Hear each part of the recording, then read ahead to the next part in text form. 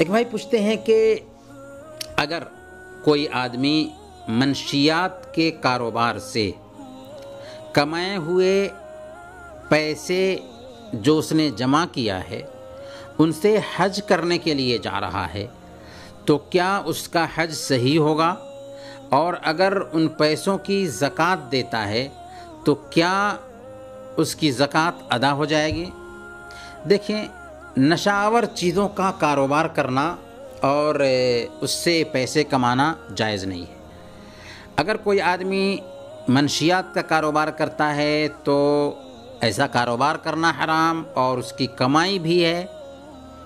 حرام کی کمائی ٹھہرے گی۔ اس لیے اگر کوئی آدمی اس حرام پیسے سے حج کرنے کے لیے جاتا ہے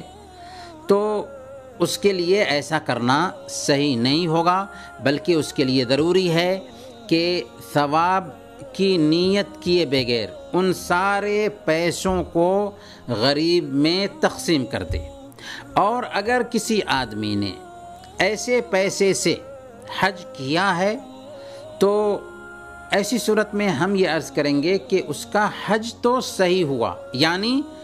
اس کے اوپر جو فریضہ حج تھا وہ ساقط ہو گیا،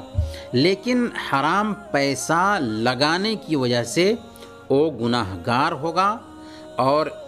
حج جیسی عبادت میں حرام پیسے لگانا یہ نہایت ہی گندی چیز ہوگی، اور یہ ایک مسلمان کی شان کے خلاف ہے کہ وہ حج جیسی عبادت میں حرام پیسے لگائے۔ جہاں تک زکوٰۃ کا سوال ہے تو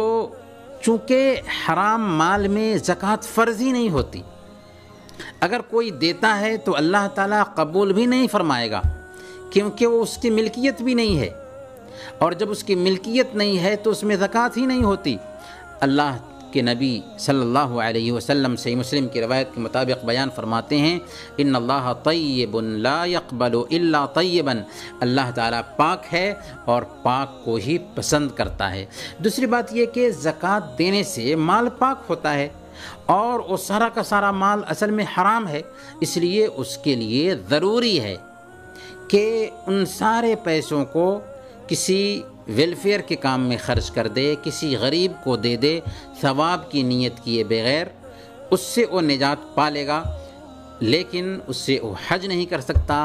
اس کی وہ زکوٰۃ نہیں دے سکتا۔ اگر زکوٰۃ بھی دیتا ہے تو اللہ تعالیٰ اس کی یہ زکوٰۃ قبول نہیں کرے گا۔